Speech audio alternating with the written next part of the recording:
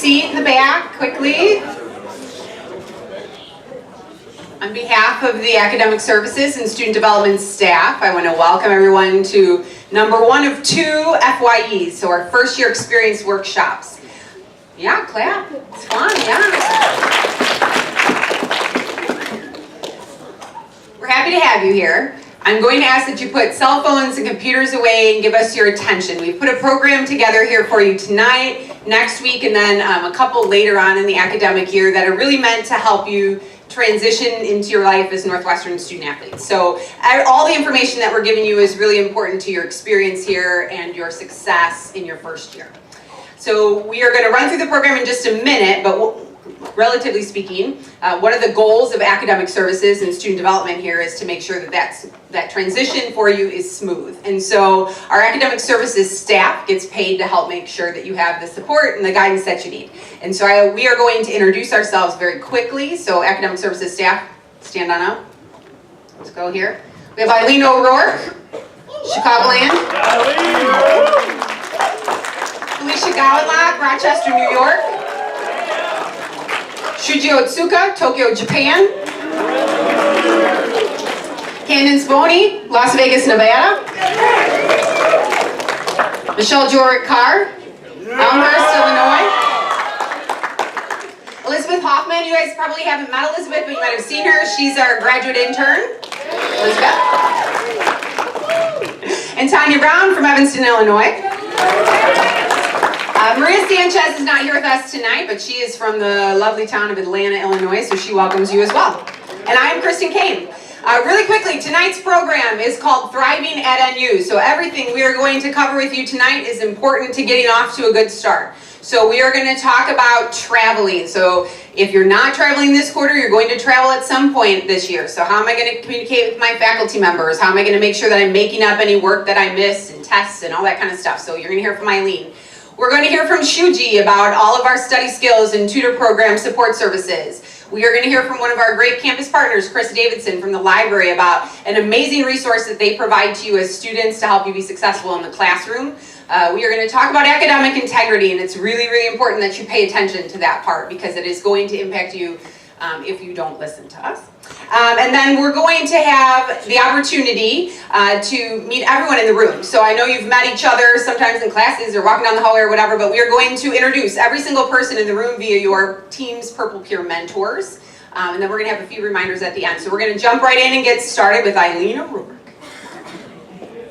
Okay, wasn't ready for the mic. All right. Okay, so we're going to talk travel letters and traveling exam program in my little section here. Okay. Any team that is, has a competitive season in the fall or the winter, you all have travel letters. How many have already picked up their travel letters? That's pretty good. Okay, because some spring sports, obviously you won't have those yet, but those will come into play once we get into the winter and spring quarters. If you have not picked up your travel letters, okay, I'm not going to call you out right now, but what's going to happen is at the end of this, Tanya, wonderful Tanya, carried them down all the way from the 3rd floor here to you. So when you leave, please go see her, make sure you get those travel letters. We need to get those out to every professor that you're going to miss a class for. So make sure that you're looking actually at the travel letter. Okay, so football is a great example. They only travel on Fridays. They don't miss any other class. So there's no need to give a travel letter to a class that you only go to on Monday, Wednesday, or Tuesday, Thursday, okay? So step 1, we want to make sure we're giving the travel letters to the professors, but only if it's necessary. Step 2 is to take that travel letter and compare it to all of your syllabi. So let's go through, put them next to each other. Me and my girl Bento, we did that earlier today. Huh? Yeah, give it up, okay? So we went through, right? We went through each class and we just highlighted on her professor's travel letter a day that impacted a test or a paper. So then that way when she goes to have those conversations tomorrow, she knows exactly what she's going to miss for that class. So does the professor. Okay, and it shows that you're engaged and you know what's going on, not only with your athletic travel, but also with the academic schedule and what's going on with the classes, okay? You're gonna get a lot of respect right there from the instructors because they know that you've looked at the syllabus, you're paying attention, and you know what's going on in their classes. Big time, we're bringing them in person. That's why we give you paper. That's why we don't do electronic copies, okay? So it's your first opportunity to introduce yourself to those professors. So, right, we're doing a handshake, we're introducing ourselves. You're handing them the travel letter. They've seen these before, unless they're a brand new professor to campus, so they know what it looks like. But again, it gives you a great opportunity to introduce yourself. You handing that travel letter doesn't just like check the box and then you're good to go. Okay, let's see, my wrestlers in the room, for example, you guys don't travel until November, right? So if you hand that over and you're like, I'm Gucci, cool, you got my letter, it's all good, right? That doesn't work. It's not their responsibility to remember your travel schedule. Okay, so step one is getting all those travel letters to those professors, but then step two, the week of those travels, we want to make sure we're sending an email communication as well. Just a reminder, we're going to be missing this week. Do we need to get notes? Do we need to make up a quiz, an exam, etc.? Making sure that you're making those arrangements, again, when we're missing classwork. And then if you're just missing notes, let's find a buddy. Has anybody found a friend in a class that's not on their team? Or on another team? Okay, right? So if we got some spring sport athletes in our classes, they're going to be great note takers because they're going to be at every class. And then you guys can help them out in the spring when they're traveling. So make sure you find a friend that's going to be reliable, that goes to class all the time, and that can give you some notes when you are missing class. Okay, when you are missing an actual exam or quiz, right? Papers are easy, we can email those over. But there's going to be times when you're going to be missing a test or a quiz. Couple options. One, you want to make sure you alert that information to your professor. I recommend going into office hours to talk about that, but you can also send an email or go up to them before or after class. Step one would be talking about when you can make that up. So do you take it maybe a little bit earlier before you leave, or do you take it the Monday you get back? Kind of talking through that option with the professor.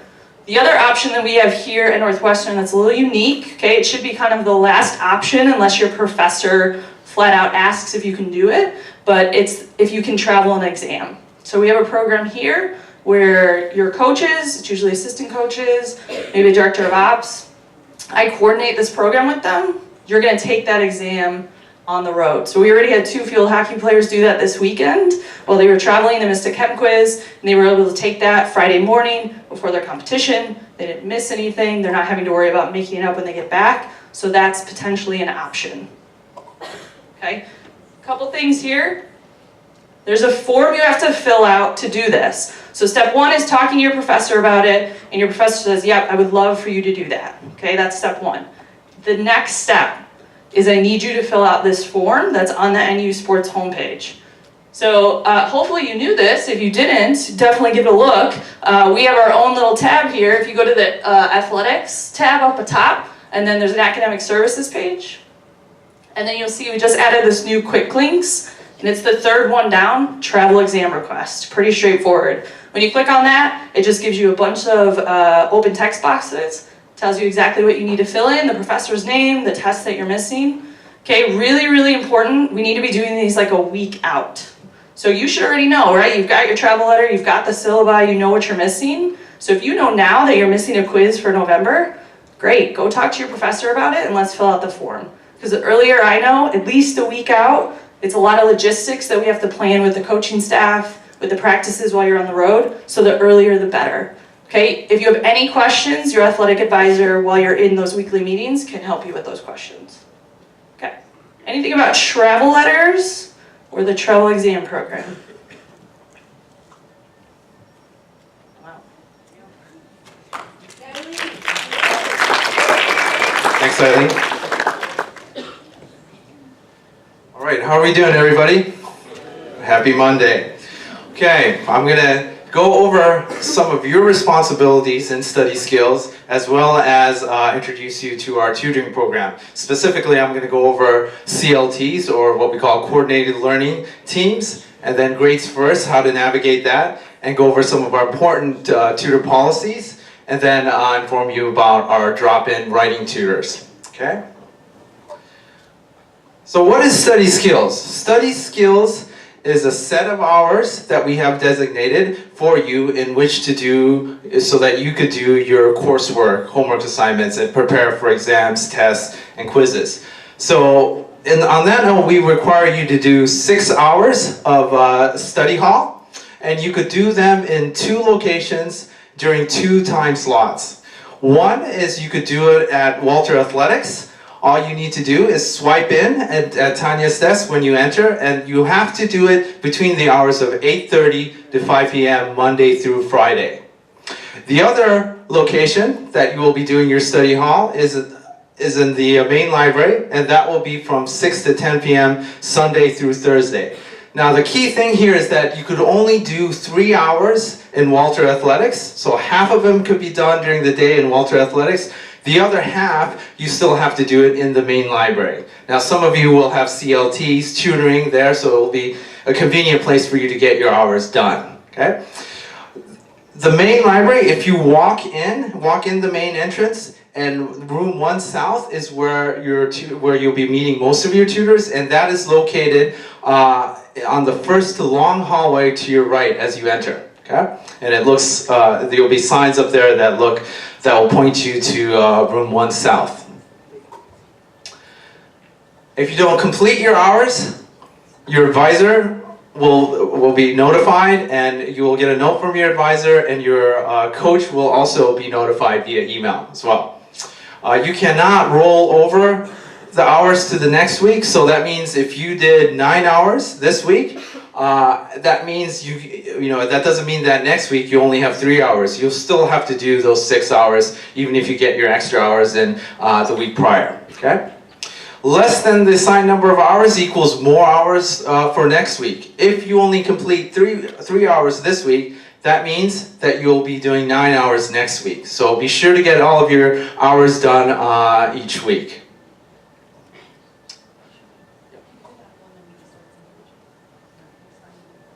Yeah. Oh yeah, that's right. So right up here. Okay. So the week will begin on Sunday, right? So Sunday you could start. That's the beginning of your study hall. So on that Sunday you could actually begin your study hours 6 to 10, right? Study hall will begin tonight. Starting tonight, some of you will be getting credit for today. So right? And then you could also have your last time that you'll be able to do your hours will be at 5 o'clock on Friday. Okay, so that will be the last. Some of you might have already gotten an email about coordinated learning teams. Coordinated learning teams are group tutoring sessions that we have designated in certain large classes that have lots of student-athlete enrollment. These courses include Econ 202, Math 220, Stats 202. And if you're assigned to a CLT, you must attend the CLT, and you must arrive on time, be prepared to engage in the course material. Okay? That means if you're assigned to a CLT, you must attend. Your advisor will reach out to you. If you miss, your advisor will reach out to you and followed by an email to your coaches. So please make sure that you arrive promptly and attend your CLT, each of your CLT that you're assigned to. Okay? So with CLTs, the more you put into it, the more you'll get out of it. So be prepared to make the most of it.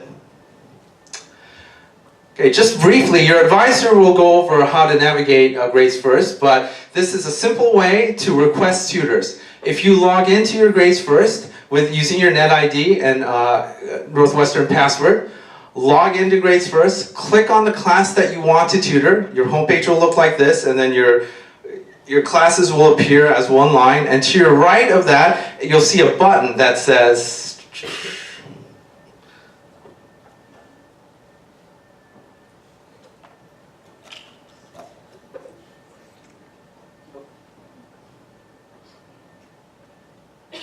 see the arrow, the red arrow there. So if you do that, request the tutors. If you request tutors, when you hit that button, you'll be notified to another button that said send tutor request. And here, it's important to list as many classes as you can, many time slots that you can for when you are available. So if you give me like 1 day for 1 hour slot availability, it's hard for me to match you, and we'll have to do this go back and forth via email. So please provide as many of your availabilities as possible during the times in which you could tutor. This includes breaks between your classes, and if you have any free time in between practices and your meals.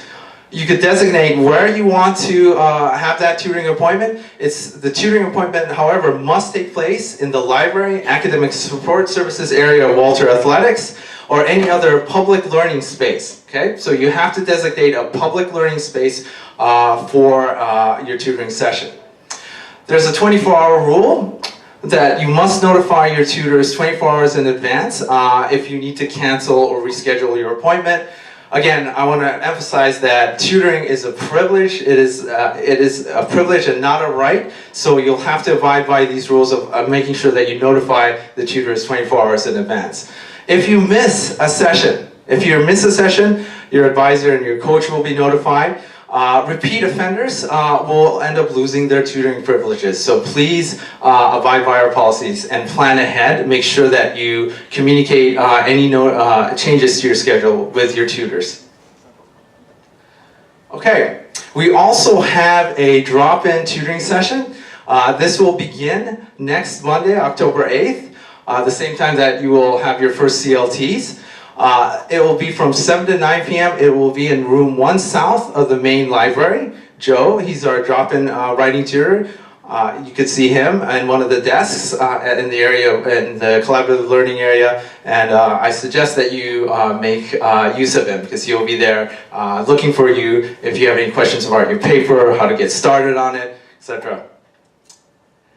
Okay, now I want to introduce the individual, Chris Davison. He is our community engagement librarian, and he has been a wonderful partner for us at Northwestern Athletics for the library. Thanks. Thank you. So I'm here to tell you a bit about what the library has to offer for you as Northwestern students and athletes. Some things you may know, some things you may expect, and maybe some things that you don't know and don't expect. It's always good to learn new things. So first, the library is a place. It's actually multiple places. There is the Mudd Library, which is just across the street, relatively close. There is University Library, which is where 1 South is, and then there's Deering Library, which is attached to it. Each of those spaces offers a different kind of ambiance. Everybody has a different kind of feel of a place that they like to work. But all of these places have the same kind of facilities. So however you like to work, we have your options. So if you're a person that needs solitude, they need to get away from other people, you get enough noise in practice and in games and in your res hall, we have quiet spaces for you to work. That's places like periodicals on the first floor of University Library. 90% of the Mudd Library, you can hear a pin drop in that building. Or the 3rd floor of Deering Library, which is the Martin Reading Room. That's the place that you also take your parents to show where you study, because it's also the prettiest place on campus. There is lots of group study spaces. 1 South is one of the most popular places that people like to work, and you will get to see clearly a lot of that over your time here at Northwestern. But there are places in all these, on all of the libraries that allow you to do group study work. That's important because sometimes you need a little noise, or sometimes you need to work with other people, and it's good to have places like that where you can get your work done with others. And then the last thing we option is also reservable rooms. If you need to work on a project and you need to get away but still talk, we have places that offer up from 2 people up to, I think, 12 or more people that you can reserve in advance. You can memorize northwesternlibcal.com, or if you go to visit on the library's homepage and down to classrooms and reservable rooms, you can reserve a room up to 3 weeks in advance for up to 3 hours a day. So since we're on the library's homepage, you'll just memorize this. So you just Google Northwestern University Libraries and that'll bring you to the library's homepage. This is the place that you always want to start. So over all of the topics that we're going to be talking about, the library is relevant to most of them. Being away and not on campus is one of the most important parts. If you always start your research at the library's homepage, you will always have access to the Northwestern's materials, regardless of where you are. So I want to highlight this. This is New Search. This is where your searches always get started. In here you'll find books, articles, DVDs. It's not everything, but it is all of the library's books. And I think that's important for everybody to realize, because I always suggest that if you need a book for a class or something like that, check and make sure the library has it before you buy it, because then you don't have to spend the money on it, right? That's very handy. The library also provides access to a lot of reading materials that you might need specifically for a class. So check and see if the library has it before you go out and purchase a course pack or something like that.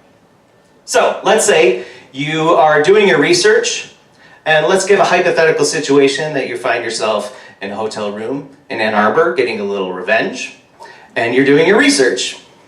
And you come across this item and it says online access. Again, if you started in the library, on the library's homepage, you will have access to that regardless of wherever you are. You just click on it and it'll take you right to. If you ever find yourself on a site that says, you can have access to this article for $40, do not pay. Do not pay for anything. The library provides access to lots of things. So there are some options that, one, you might have found yourself outside of the university system and getting access to something that we probably already have. Or we have a service called Interlibrary Loan, which allows us to get articles and books from other institutions, and we'll provide that to you so you don't have to pay for it. So always check and see if the library has it, and if it doesn't, contact us, and we'll see if you have other options. Again, not being on campus is important for you all.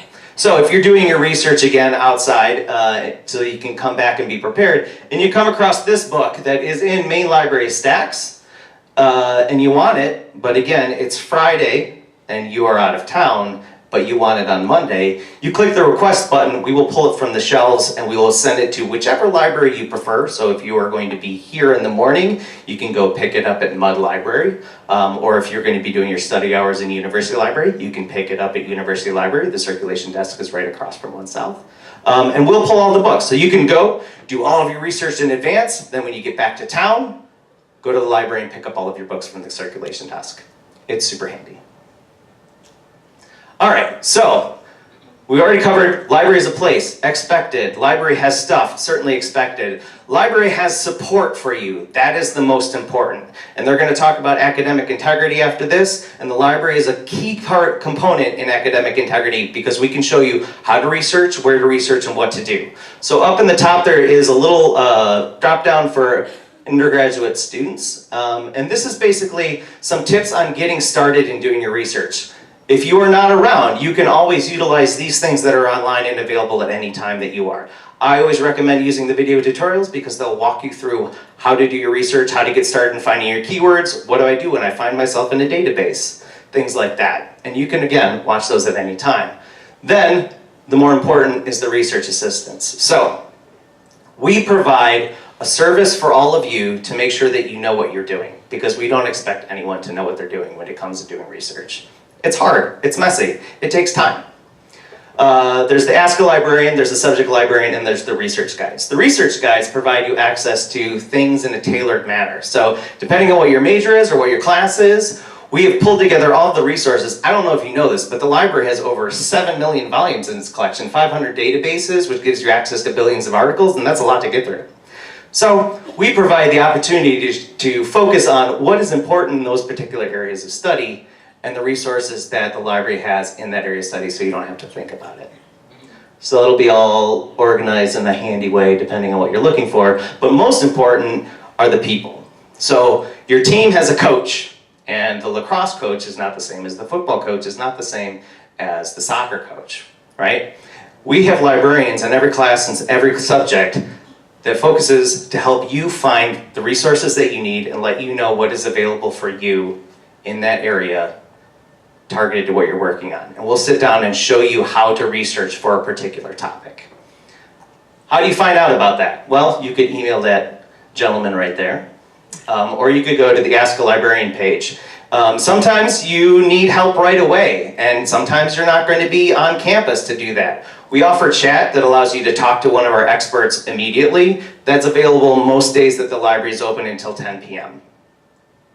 There's also the subject specialist and the research consultations. So this is very similar to the request a tutor option that Shuji was talking about. You fill out a consultation form, which essentially says, this is my topic, this is the class I'm working on, and more importantly, this is my availability, because your time is precious, and you, more than anyone else, is very structured. This allows us to figure out when you're available, what your topic is, and pair you with the right person that can meet with you when you need to meet with that person. But, as Shuji said, I am your partner in athletics. You can always contact me. You can memorize my email address, it's right there, or you can actually just ask any of the academic support team, and they will put you in touch with me. You can ask any question, anything at all, and I will either help you myself or put you in touch with the right person. Thanks.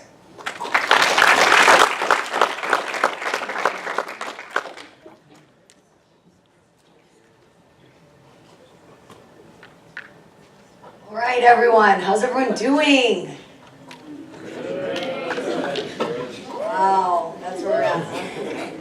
All right, so just to really liven everything up, I'm going to talk about academic integrity, which is really exciting, so that's great. But first, I want to remind you of a few things about tutoring. So Shuji and Elizabeth work very hard to set up these CLTs. If you all have questions, you need to ask. First and foremost, just a few reminders from what Shuji went through. The CLTs start when? Next week. Guys, wake up a little bit here, okay? I know this is really exciting. We're going to get you through this. So when do the CLTs start? How will you know if you have a CLT assigned to you? Email. Very good, very good. All right, and then how do you know how to get to Grades First? Grades First is going to be the portal where you're going to request all your tutors that Shuji showed. You're going to get an email after this, and in that email is going to have the directions, the PowerPoint from today, but also directions on how to request a tutor, okay? In there is where you see how many hours you have. So when I reach out and I say, you're short on your hours, and you say, I didn't know, guess what I'm going to say? You can look on Grades First, it's on your own page, right? That's awesome. So that's really important. Okay. So CLTs start next week. Grades First is where you're going to see your hours and get everything for requesting tutors. What happens if you swipe in when you get to the library, but you forget to swipe out? What happens? Anybody? Grayson? Anybody? You don't get any hours. That stinks. After you've been in the library, you got there at 6, and then it's 10:10, and you thought, oh my goodness, I forgot to sign out. No can do. You get no hours for that. So what should you do so that you don't forget to swipe out? Come on, everybody. What do? You could set an alarm, maybe? Set a reminder? Because guess what? You are going to forget to swipe out, and it stinks. That's a terrible text or email we get from you. We don't want it to happen. So please make sure you remember to swipe in when you get there at 1 South and swipe out, okay? Also, what happens when you get into Walter if you want study hours? Swipe in at whose front desk? Tanya. She's famous right there, Tanya. So you are going to swipe in when you get there, and you're actually going to leave your ID with Tanya. What happens if you want to go to the fueling station so that you can get some Gatorade? You're going to get locked out, right? Because this place is really intense, right? So you are going to need to get your ID with Tanya to swipe out and then swipe back in. What if you say, oh, I left. I promise I was studying. No hours. Okay? Does everyone understand? Wonderful. This is really fun. Okay. So leaving your ID with Tanya. And then 24 hours, what happens if you're, oh my goodness, I realize I have to write this paper and I have my calc tutor and I foolishly did not plan ahead and I need to cancel my tutor and my tutor's in 2 hours. What do? You have to go to your tutor because guess what? You are going to be so well prepared because you're going to be meeting with us each week. You are planning ahead. So guess what you're going to do? You're going to write that paper earlier so you still have time to go to your calc tutor, okay? If you cancel your tutor within 24 hours, your coach is emailed, and we still have to pay that tutor because they were ready and willing to work with you, okay? Does that make sense? Wonderful, wonderful. Awesome. Also, Shuji ran through listing your availability. What you all will be tempted to do is when you request a tutor, say, I want a tutor on Tuesday at 7 o'clock. Well, it's going to be really hard to make sure that Shuji gets you a really good tutor that's available at 7 o'clock.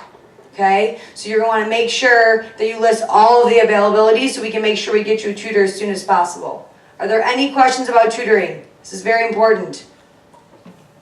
Wonderful. This is very exciting. So now we're going to go to academic integrity. All right, everyone stand up really quick. Everyone stand up. Introduce yourself to the person sitting next to you who I'm sure you know who they are. Wonderful. Okay. Wonderful. Thank you. Now you can sit down. Thank you. Thank you. I know this is a lot. I know you're all tired. I know this is exciting because we're all socially together in one big cool room with comfy chairs. But in all sincerity, all right, gentlemen, you guys, okay, thank you. We know this is a lot. We know you have homework. I promise we're getting you through this. This is really important information or we wouldn't be doing this. For those baseball guys who are here in the summer, men's and women's basketball and football, this is going to be a repeat, but I need you to stay with me, okay? I'm going to ask for some people to read some stuff out loud, so get excited. All right, okay. So, why is academic integrity important? I know I'm being kind of a little sarcastic with this, but let me be very clear about academic integrity. In the last 10 years, there's only been 1 year that a student has not been sent home, being suspended, for violation of academic integrity. Let me repeat that. In the last 10 years, because that's the longest one of us has been here, so as long as we know, there's only been 1 year that one of you have not been sent home for violation of academic integrity. This happens all the time. I'm not trying to scare you, but I'm trying to make sure you understand that this is serious and it happens all of the time.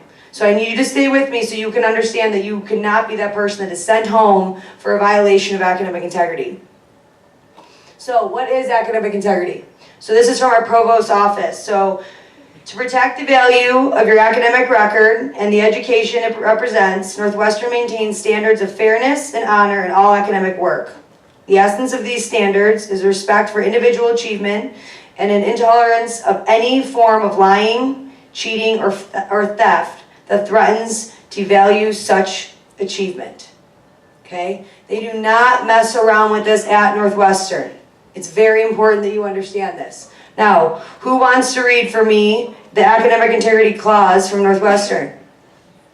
I call on someone who wants to read it. Somebody, please. All right, thanks, Jack. Every faculty member and student, both graduate and undergraduate, belongs to a community of scholars who are academic integrity and fundamental commitment. It is the responsibility of every member of the academic community to be familiar with the specific laws. Thank you very much, Jack. Appreciate it. Yeah, everybody, baseball. Okay. All right, so what we're going to go through today are these 7 fun areas. We're going to go through them and talk about them, and you're going to stick with me, all right? So first things first, what is cheating at Northwestern? We all know what cheating looks like, right? We know about it, we've seen it, we know, see it in the TV shows. But here, copying someone else's answers on homework, quizzes, or exams. Where we see this happen the most, where people fall victim, is everything's online now, right? So you have online posts that you do, you have online homework that you submit. Well, guess what? Your professors know when you submitted them. Or if you had a quiz that you only took 30 seconds to do your quiz, which should have taken you 15 minutes. Okay? You have to understand all that online stuff. You have to pay attention. What I'm going to keep saying throughout this is that if you think